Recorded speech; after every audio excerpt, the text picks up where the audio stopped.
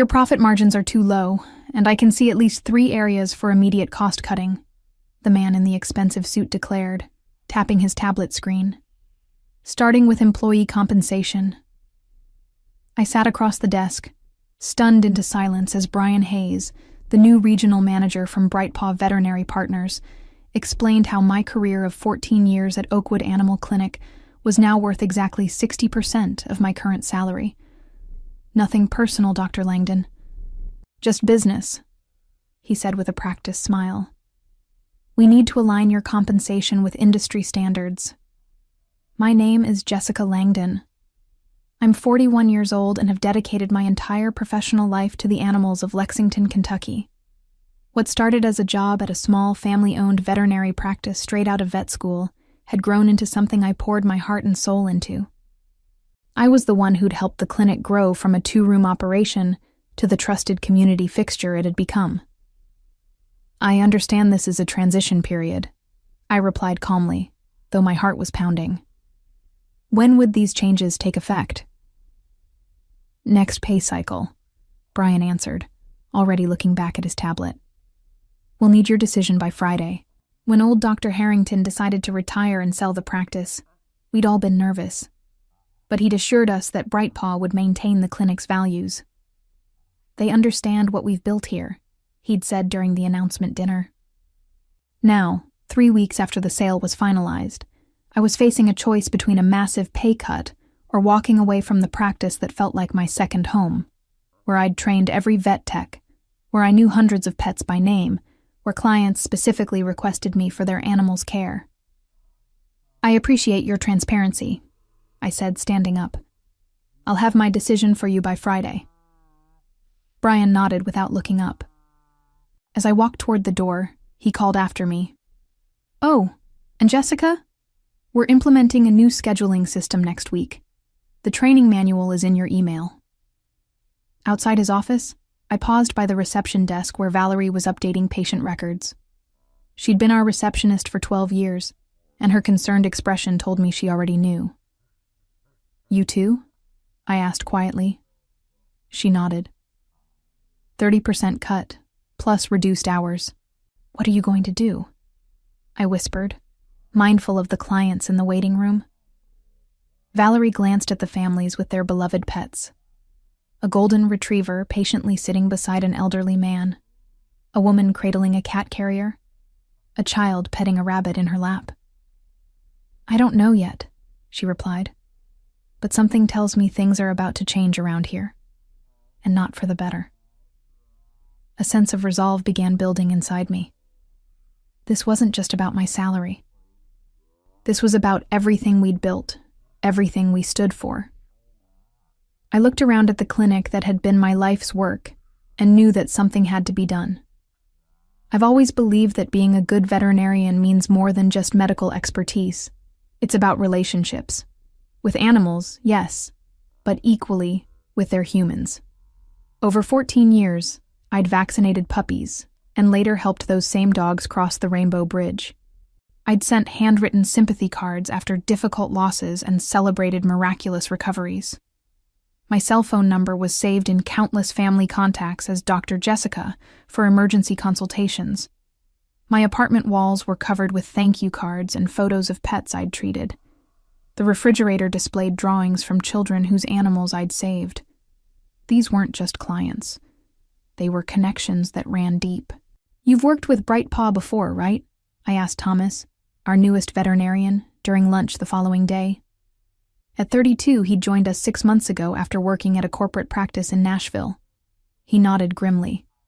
3 years. It always starts the same. Cost cutting, then efficiency improvements, then pressure to upsell services. And the care quality? I asked, though I already suspected the answer.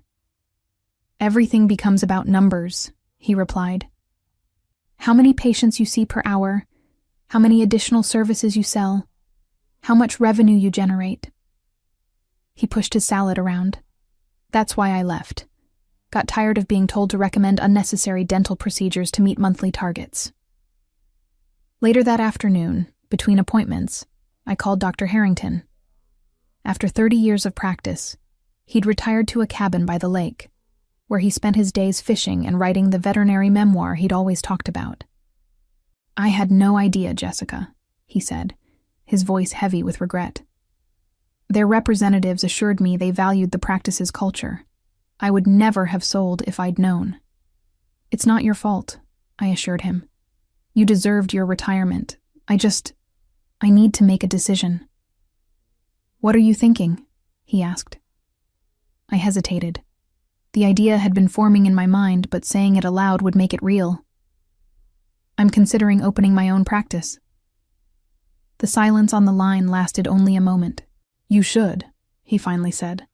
"You've got the experience, the client relationships, and Lexington could use a clinic that still puts care above corporate margins." After we hung up, I sat in my office, looking at the degrees and certifications on the wall. My mind drifted to conversations with clients over the years, many of whom had expressed how grateful they were that we weren't one of those assembly line vet clinics. My thoughts were interrupted by a knock. It was Maggie, our head technician for the past 8 years. "Sorry to bother you, Dr. Langdon, but Mrs. Peterson is here with Baxter. She specifically asked for you, even though she's technically scheduled with Dr. Morris today." "Tell her I'll be right there," I said, standing up. As I prepared to examine the 10-year-old beagle I'd been treating since he was a puppy, I realized what I needed to do. The decision wasn't just about my salary anymore. It was about preserving something that mattered. Friday morning arrived with a clarity I hadn't felt in weeks. I had spent my evenings researching commercial real estate, equipment costs, and small business loans. I'd called 3 former colleagues who had successfully established their own practices. The more I explored the possibility, the more right it felt. I knocked on Brian's door at precisely 9 o'clock. "Come in," he called, his voice distracted. I entered to find him video conferencing with someone, his back half turned to the door. "I'll call you back," he told the screen before swiveling to face me. "Jessica, good. Have you made your decision?" "I have," I replied, handing him an envelope. "This is my 2 weeks' notice." His professional mask slipped for just a moment, revealing genuine surprise. "You're quitting? Over a standard market adjustment?" "I'm pursuing a new opportunity," I corrected him. "And I wanted to inform you properly, with time to arrange coverage for my patients." Brian leaned back in his chair, studying me. "You know, I expected this reaction from some of the support staff, but not from you. You're a senior veterinarian. This is how corporate acquisitions work. Everyone needs to adjust." "I understand business realities," I said carefully. "And I've made a business decision of my own." He shrugged, already reaching for my resignation letter. "We'll have HR prepare your exit paperwork. I assume you'll be joining another practice?" "Something like that," I answered vaguely. The news of my resignation spread through the clinic like wildfire. By lunchtime, Valerie, Maggie, and Thomas had all found moments to pull me aside. "Is it true?" Valerie asked, her voice barely above a whisper as we stood by the filing cabinets. "Yes," I confirmed. "My last day is 2 weeks from today." "What will you do?" she pressed. I hesitated before deciding to trust her with the truth. "I'm opening my own practice. I've been looking at a space over on Maple Avenue." Her eyes widened. "Really? That's..." She glanced around and lowered her voice further. "That's amazing, Jessica." Throughout the day, similar conversations followed. Thomas expressed interest immediately. "Keep me posted," he said meaningfully during a brief moment between patients. That evening, I sat at my kitchen table with a legal pad, making lists and plans. My phone buzzed with a text from Maggie. "Whatever you're planning, count me in." It wasn't until my 3rd cup of tea that the severity of what happened earlier hit me. As I was leaving for the day, Mrs. Davidson had stopped me in the parking lot. Her Maine Coon, Oliver, had been my patient since she adopted him 6 years ago. "I overheard one of the techs saying you're leaving," she said, genuine distress in her voice. Is it true? When I confirmed it, her response was immediate. Where are you going? Because Oliver and I will follow you there. That simple declaration of loyalty made me realize something I hadn't fully appreciated before. I wasn't just a veterinarian to these people and their pets. I was their veterinarian. And that bond meant something. Something Brightpaw had severely undervalued. Staring at my notes, I felt a renewed sense of purpose. This wasn't just about refusing an unfair pay cut anymore. This was about creating something better, a practice that would honor the trust these families had placed in me. The next 2 weeks were the longest of my career. I maintained absolute professionalism, treating each animal with the same care I always had, but an undercurrent of tension ran through every interaction with management. Brian had taken to hovering during my appointments, clipboard in hand, making notes about efficiency opportunities. He scheduled an exit interview for my final day and emailed daily reminders about my continuing obligation to non-solicitation of clients and employees, a clause that, upon review with a lawyer friend, turned out to be largely unenforceable in Kentucky. What Brian didn't know was that I'd already signed a lease on a storefront just 7 minutes across town. The space had previously been a pediatrician's office, meaning much of the necessary infrastructure was already in place. I'd secured financing through a local bank where I'd been a customer for over a decade, and equipment suppliers I'd worked with for years offered favorable terms for the new practice. We value relationships too, my medical supplier rep told me during a discreet lunch meeting. And frankly, we've seen what happens to quality when Brightpaw takes over. We're happy to support independent practices. In the clinic, I maintained a careful silence about my plans, but word was spreading regardless. Clients would ask pointed questions during appointments. So, where exactly will your new practice be located? Mrs. Thompson asked while I examined her terrier's ear infection. I haven't finalized anything yet, I replied carefully, aware of the microphone on the computer system that had been installed the previous week as part of Brightpaw's quality assurance program. She lowered her voice. Well, when you do, please let me know. Max won't see anyone else. These conversations happened daily, and each one strengthened my resolve. I wasn't just making a career move. I was preserving a standard of care that mattered to the community. On Wednesday of my final week, Brian called me into his office again. His demeanor had changed, the corporate confidence replaced by barely concealed irritation. Several clients have been asking about your future plans, he said without preamble. I need to remind you of your contractual obligations. I'm aware of my obligations, I replied calmly. And I've been clear with everyone that I don't have concrete plans to announce. He tapped his pen against the desk. We've invested considerably in acquiring this practice, Dr. Langdon. Brightpaw won't look kindly on any attempts to undermine that investment. I understand, I said. Is there anything else? He studied me for a moment. We're prepared to reconsider your compensation package. Perhaps we were too aggressive with the initial adjustment. The offer caught me off guard. It was the first sign that perhaps Brightpaw was recognizing their miscalculation. But it was too late.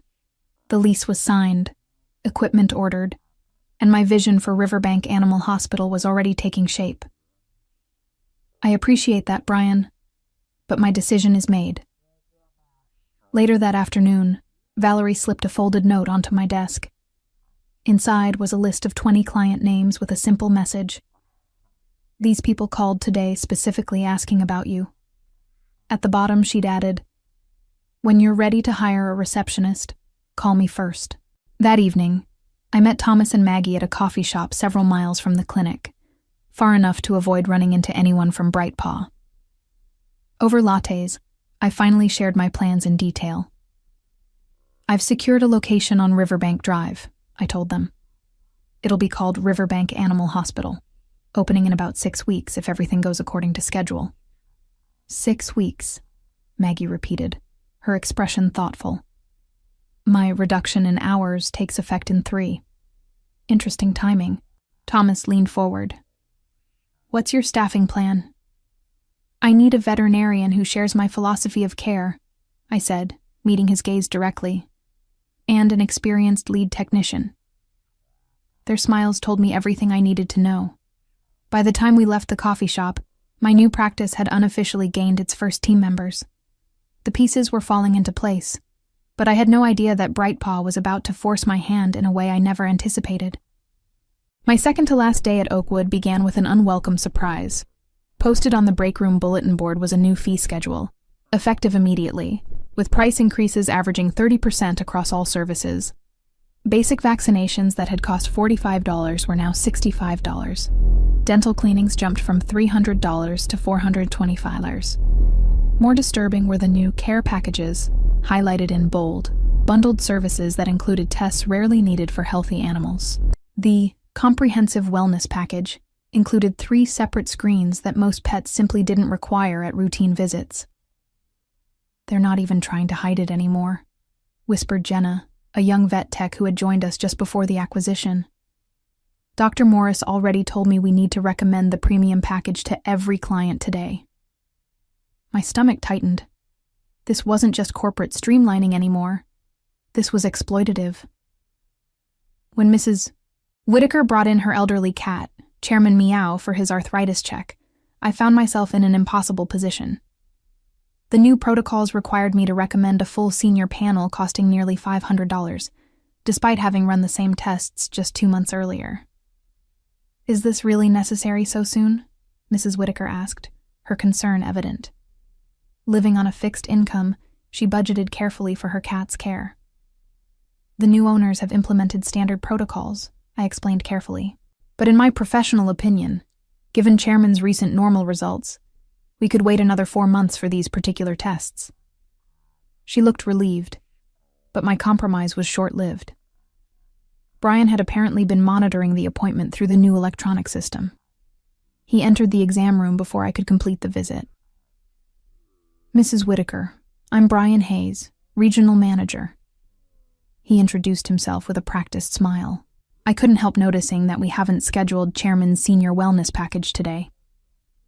What followed was a masterclass in pressure tactics, subtle implications that skipping these tests was neglectful, mentions of catching problems early, and finally, the closing offer of a special one-time discount that still exceeded what these tests should actually cost.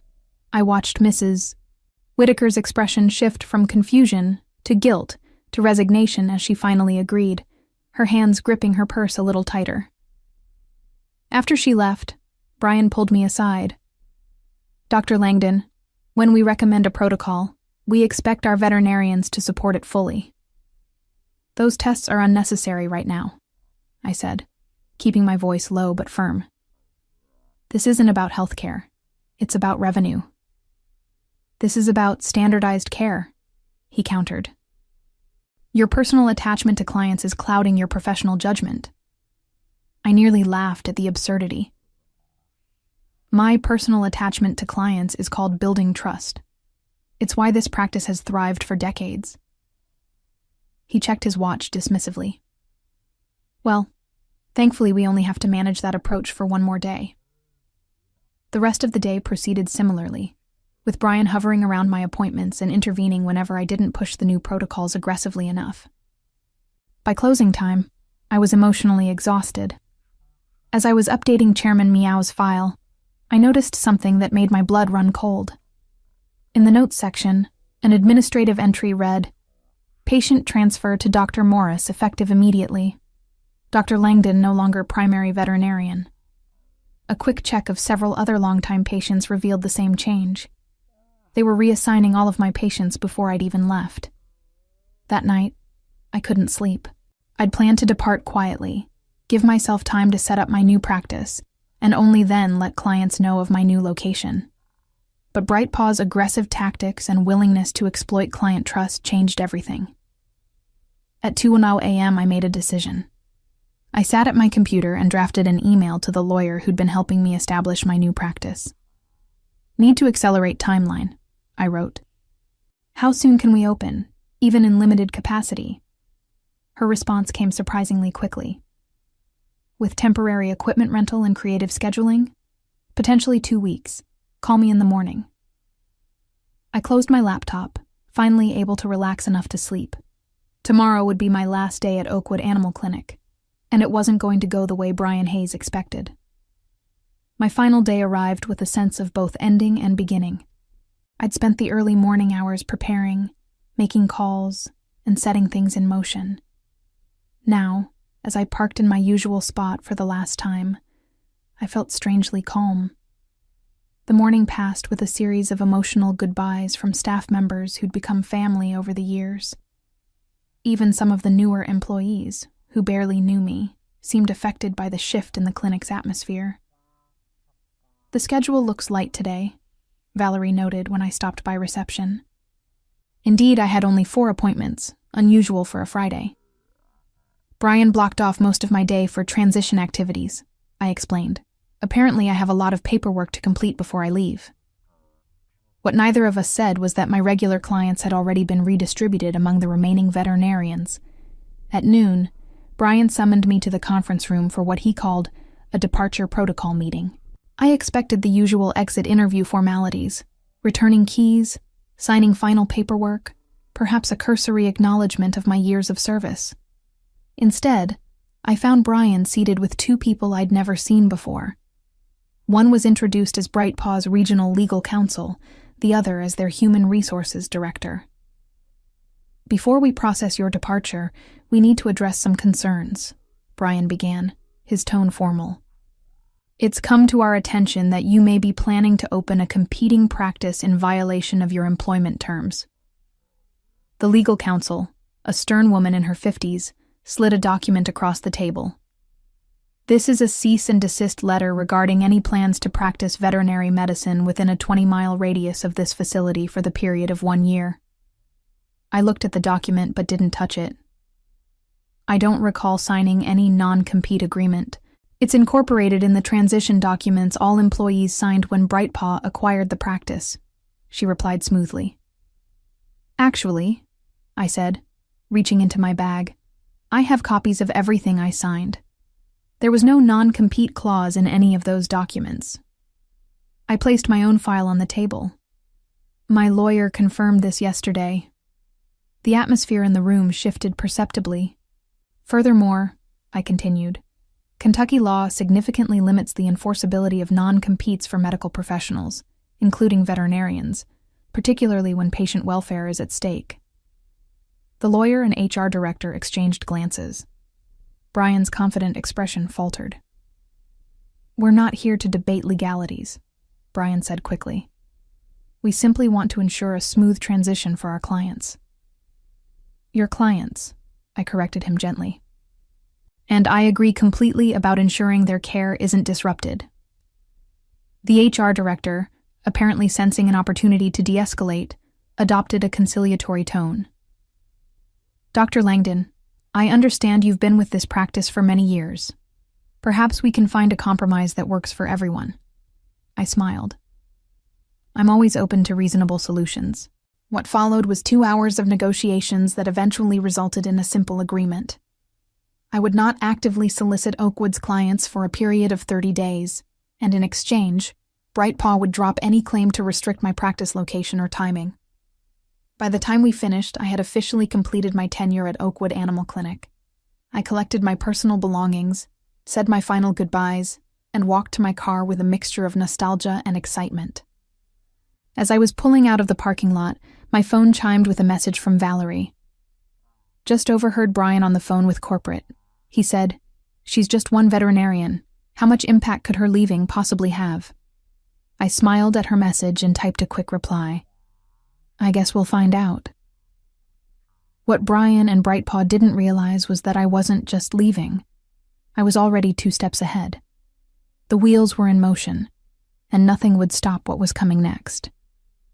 Riverbank Animal Hospital opened its doors exactly 17 days after my departure from Oakwood. The timeline had been ambitious, requiring round-the-clock work, temporary equipment rentals, and a skeleton crew working double shifts.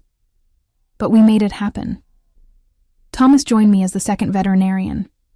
Maggie came aboard as our lead technician after her hours at Oakwood were reduced to part-time. Valerie gave her notice the day the new reception desk was installed, citing Brightpaw's hostile work environment in her resignation letter. Our first day was meant to be a soft opening, a chance to test systems with a handful of appointments before a proper launch the following week. I'd only personally called about 20 longtime clients whose pets had ongoing medical needs that I'd been managing. At 8:45 a.m., 15 minutes before our official opening, I looked out the front window to an astonishing sight. A line of people and pets stretched across our small parking lot and down the sidewalk. "Did you call all these people?" Thomas asked, eyes wide. "No," I said, stunned. "I only contacted a few with urgent needs." Valerie was already at the reception desk, logging into our new practice management system. "I think word got around," she said with a knowing smile. As we opened the doors, familiar faces poured in. Mrs. Peterson with Baxter the Beagle, the Garcias with their 3 rescue cats, Mr. Johnson and his ancient tortoise Methuselah, clients I'd cared for over years, even decades in some cases. "We saw on the community Facebook page that you were opening today," explained Mrs. Peterson. "No one wanted to miss it." By lunchtime, we'd registered over 70 pets in our new system. By closing, that number had more than doubled. Every client had the same message. They followed their veterinarian, not the clinic brand. What touched me most were the small gestures of support. Clients brought homemade cookies, congratulation cards, and small gifts for the new practice. One family even arrived with pizza for the staff lunch. That evening, as we finally closed the doors after an exhausting but exhilarating day, I received a text from a former colleague still working at Oakwood. "Emergency meeting called for tomorrow morning. Apparently the schedule is suddenly empty." The following weeks exceeded even my most optimistic projections. We quickly had to expand our hours and hire additional staff to accommodate the influx of patients. By the end of our first month, we had registered over 800 pets in our system, approximately 70% of Oakwood's former client base. What surprised me most wasn't the number of clients who followed us, but rather how they found us. We had done minimal advertising, relying primarily on word of mouth and a simple announcement in the local paper. Yet clients kept coming, often mentioning that they'd heard about us from friends, neighbors, or community social media groups. "The neighborhood pet groups have been buzzing about your new place," one client told me as I examined her Labrador puppy. "Everyone's talking about how you stood up to that corporate chain."